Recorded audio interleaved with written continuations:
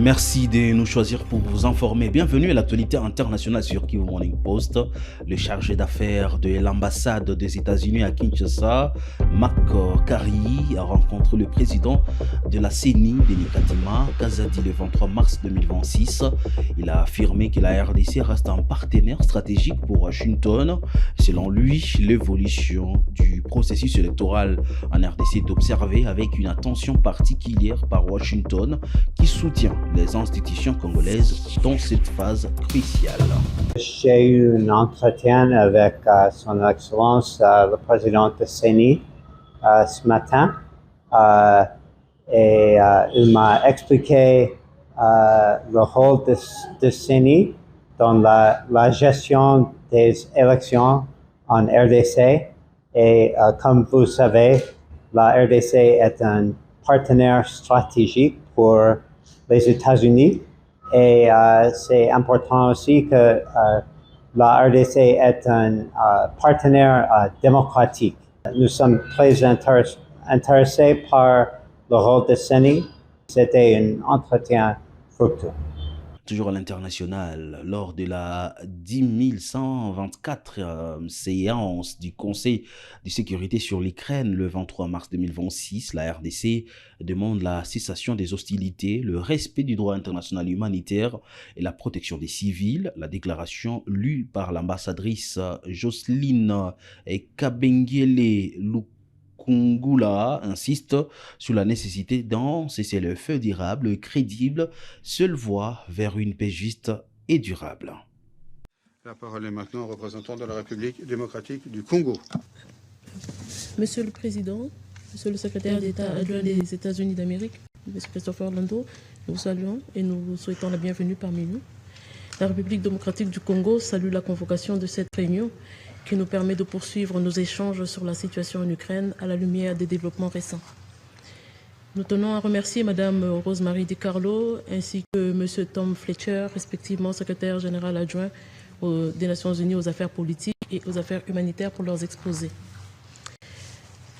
Monsieur le Président, la République démocratique du Congo demeure profondément préoccupée par la poursuite des hostilités et leurs conséquences dramatiques sur les populations civiles. Comme nous l'avons souligné lors de notre précédente intervention, la détérioration de la situation humanitaire nous rappelle que derrière les dynamiques du conflit se trouvent avant tout des vies humaines, des familles et des communautés entières plongées dans la souffrance. Il est impératif de mettre un terme aux hostilités et de veiller au respect strict de tout engagement en faveur d'un cessez-le-feu. En effet, seule une cessation effective des combats permettra de réduire durablement les souffrances des populations civiles et de prévenir une aggravation de la situation humanitaire. À cet égard, bien qu'il n'y ait eu d'amélioration concrète sur le terrain, la République démocratique du Congo note tout de même avec intérêt les signaux encourageants observés à la mi-février en faveur d'une reprise des efforts diplomatiques. Nous exhortons donc toutes les parties à privilégier la voie du dialogue et à redoubler d'efforts pour consolider un cessez-le-feu effectif, durable et crédible. Monsieur le Président, le respect du droit international humanitaire et la protection des civils doivent demeurer des priorités constantes en temps de conflit. À cet égard, la République démocratique du Congo rappelle la nécessité de garantir un accès humanitaire sûr, rapide et sans entrave à toutes les personnes dans le besoin. Les acteurs humanitaires doivent pouvoir intervenir dans des conditions de sécurité adéquates afin de répondre efficacement aux besoins urgents des populations affectées.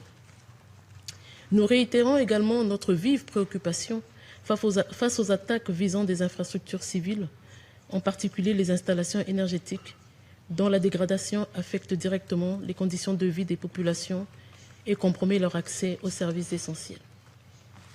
Monsieur le Président, la République démocratique du Congo tient à rappeler que ce conflit continue également à avoir des répercussions bien au-delà de son théâtre immédiat. En effet, la poursuite du conflit en Ukraine aggrave les vulnérabilités économiques et alimentaires déjà existantes et pèse lourdement sur les populations les plus fragiles. Cette situation contribue notamment à perturber les chaînes d'approvisionnement en céréales et en biens de première nécessité, affectant de manière disproportionnée les pays africains fortement dépendants des importations. Monsieur le Président, Pour conclure, la République démocratique du Congo demeure attachée aux principes de la Charte des Nations unies, notamment le règlement pacifique des différends, le respect de la souveraineté et de l'intégralité territoriale des États. Nous demeurons convaincus qu'une paix véritablement durable et juste ne pourra être atteinte que par l'exploration des voies diplomatiques, prenant pleinement en compte les causes profondes de la crise. Je vous remercie. Lors de la séance du Conseil de sécurité sur l'Ukraine, la France a appelé la Russie à négocier de bonne foi afin de parvenir à un règlement juste et durable du conflit. Paris réaffirme par ailleurs son soutien total à la résistance légitime de l'Ukraine. Merci, Monsieur le Président, et bienvenue, Monsieur le Secrétaire d'État adjoint, bienvenue à New York. Nous sommes heureux de saluer votre présence aujourd'hui pour une réunion du Conseil de sécurité sur un sujet qui nous tient bien à cœur. Merci, Madame la Secrétaire générale adjointe, Madame Rosemary DiCarlo. Merci, Monsieur le Secrétaire général adjoint, Monsieur Tom Fletcher, pour vos exposés qui rappellent la gravité de la situation. Vos interventions nous rappellent, s'il en était besoin, que la guerre au Moyen-Orient s'ajoute à la guerre en Europe, mais qu'elle ne l'éclipse pas. Les deux conflits ont ceci en commun que les drones Shahed, transférés par l'Iran à la Russie, ont frappé les grandes villes ukrainiennes bien avant que l'Iran ne les emploie contre les métropoles du Golfe. Et que penser des propositions russes de médiation au Proche-Orient, au Moyen-Orient, alors même que Moscou refuse un arrêt des combats en Europe, combats qui se déroulent à son initiative. La guerre menée par la Russie est déjà entrée dans sa 5e année, avec les conséquences insupportables qui nous ont été décrites, auxquelles nous refusons de nous habituer. Conséquences en Ukraine, avec des frappes toujours aussi massives sur les populations et les infrastructures civiles, avec la situation des enfants ukrainiens déportés et transférés en Russie, que la commission d'enquête indépendante sur l'Ukraine a précisément documentée, et qu'elle qualifie pour la première fois de crimes de guerre et de crimes contre l'humanité.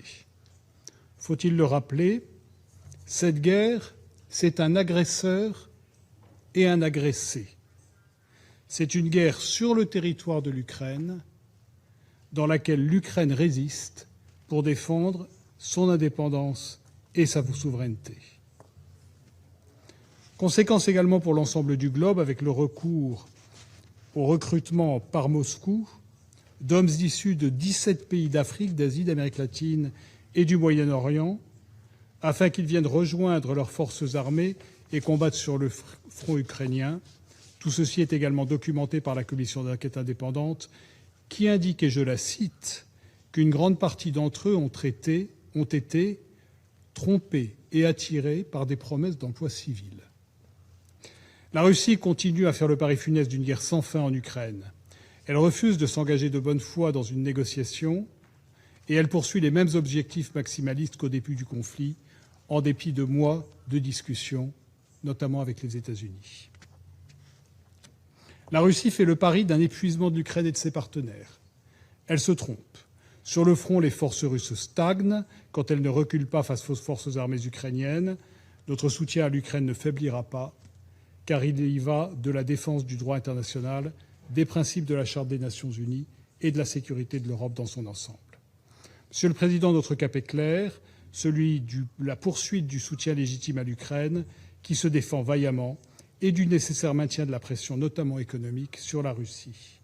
Notre détermination est intacte.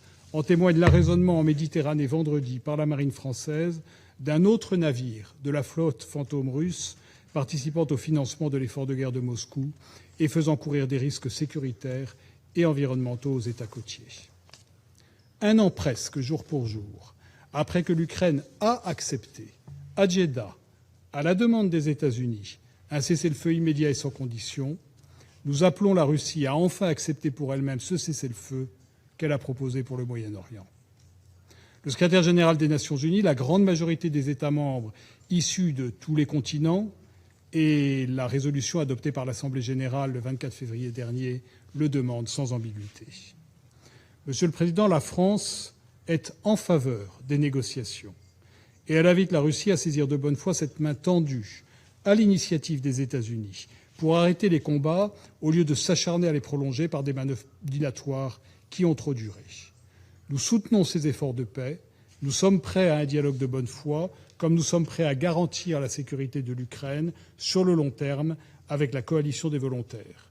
Nous continuerons à travailler avec nos partenaires pour parvenir à un règlement juste et durable de ce conflit, c'est-à-dire un règlement qui respecte l'indépendance et la souveraineté de l'Ukraine. Je vous remercie. Nous parlons sport. Dans l'actualité internationale, Moussa Mbaye a annoncé que la Fédération sénégalaise du football déposera ce mardi 24 mars 2026 un recours auprès du tribunal arbitral du sport TAS. Cette démarche fait suite à la décision de la CAF de retirer les titres de champion de la CAN 2025 au Sénégal au profit du Maroc. Adverse déclaré vainqueur par 3-0, juste en invoquant cette partie-là, donc, du corpus juridique global, et en occultant les autres textes, notamment le code disciplinaire de la CAF et les lois du jeu. Donc, les règles de l'IFAB. Voilà, les règles de l'IFAB, l'International Football Association Board. Et donc, je pense que tous les observateurs, juristes, amoureux du football, spécialistes du football, qu'ils soient journalistes, qu'ils soient professionnels exerçant le football, professionnels ayant déjà exercé le football et étant à la retraite, qu'ils soient également dirigeants, parce que les réactions ont fusé de partout. Tout le monde a été unanime pour dire que vraiment c'est un scandale. Inch'Allah. Wow, le recours sera certainement déposé demain, Inch'Allah. Mais bon, je rappelle juste que c'est une procédure que nous allons engager.